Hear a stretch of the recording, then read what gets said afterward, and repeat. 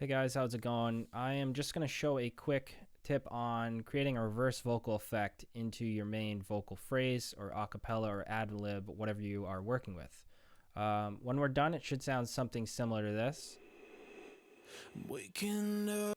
So basically, a very simple but subtle reverse effect to give the main phrase and main acapella a little more boost and a little bit smoother of an entrance into the mix, rather than just playing the acapella out of nowhere, which sometimes works great. I'm not saying do this every time, but this is a cool thing to try out.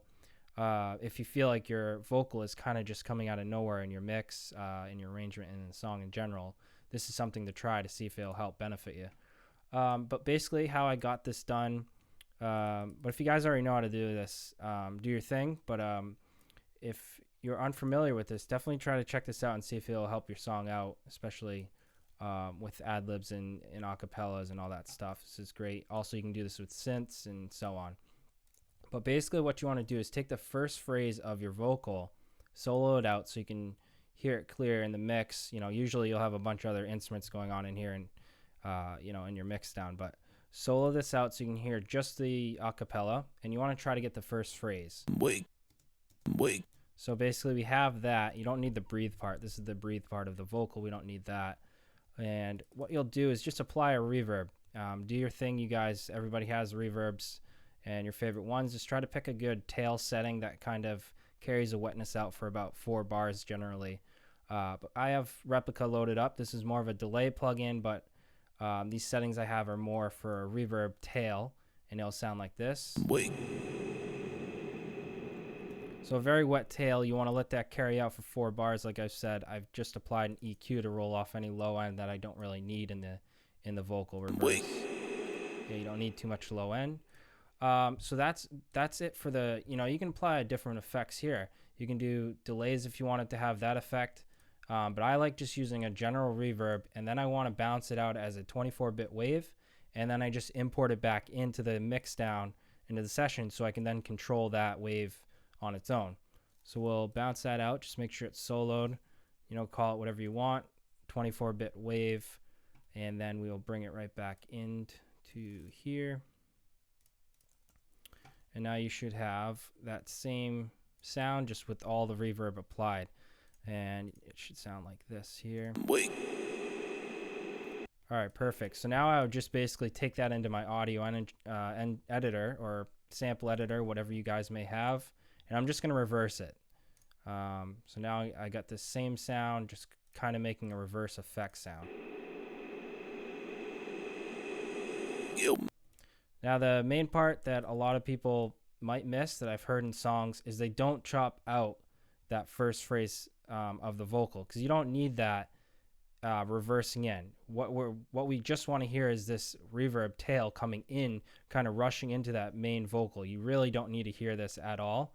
So I generally chop that out, or you guys can automate it out. Just make sure it's not being heard. So you want to find where that is. So we can get rid of that. And then you'll want to take your reverb over to where we're working up here. And you want to try to start lining these up to meet the first phrase of the vocal, so it sounds very subtle. And you don't want to overdo it. This isn't something you want extremely loud in the mix. You want this to just make the entrance to this vocal feel a lot smoother to the listener. So basically, you'll open up your automations a little bit. I mess with volume. You can do filters if you want to do that. I usually do the volume automation. And mainly, you want to make sure that this clip, our reverse clip, is kind of rolling out as this is coming in. You don't need to cut the clip exactly here. You don't need to do that because it might sound like it's actually clicking and not kind of rolling off appropriately and not smooth enough. So I will generally apply a volume all the way from whatever you have. You find what volume works best for you to make this sound smooth. But generally, I'll roll that out smoothly with a volume automation. You can put a curve on it to make it a little bit smoother. And then I'll curve it in also from 0 and kind of make this as smooth as I can, the volume to rush into the main vocal here. Let's see how it sounds so far. Wait. Okay, so we still had this applied. Yeah, we can take the reverb off the main one now. Play that out. Waking. And you can hear this kind of ducked out just a touch too early, so you can bring that over with your automation. Try that again. Waking up. So that sounds pretty cool. I think it's a little loud, so you can bring that down. Again, mess with filters. You can EQ this out, make it a little bit, less noticeable if you want. Maybe thinner. Waking up.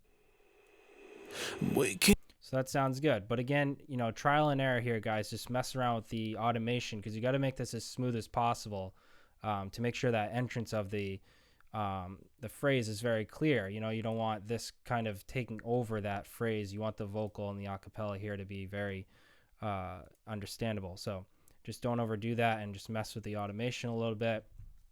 And one other cool trick I usually do once I've gone this far, I will apply some sort of stereo imager. You can do the S1. There's direction mixing in a bunch of DAWs. But I'll definitely use the S1. I always use this for most of my stereo imaging stuff. And I generally want to kind of create a mono to stereo feel, kind of a left to right, center, left to right feel with this reverse effect. It gives more impact to the reverse sound, to the effects. And it's cool to do that in the mix because it's something that'll be unique and you can notice it and it flows better in your mix down. So basically I'll open up the automation. You got the S1. I'll just go to the width setting. So you can see here in the middle, this is if it was dead center, no mono, no left, right. It's just sitting exactly how the sound is supposed to sit. So generally I will go from like a mono setting with this sound, which would be all the way down here. And I'll show you what that sounds like.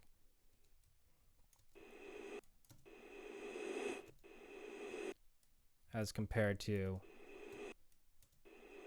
can hear how it's center and it's left right, big difference. So generally what I would do is start in more of a mono setting with the sound, but as the volume's coming up, I'm also going to create more of a stereo width feeling to the rush. So it's going to come from a mono to a left right really quick. Its sound is something like this.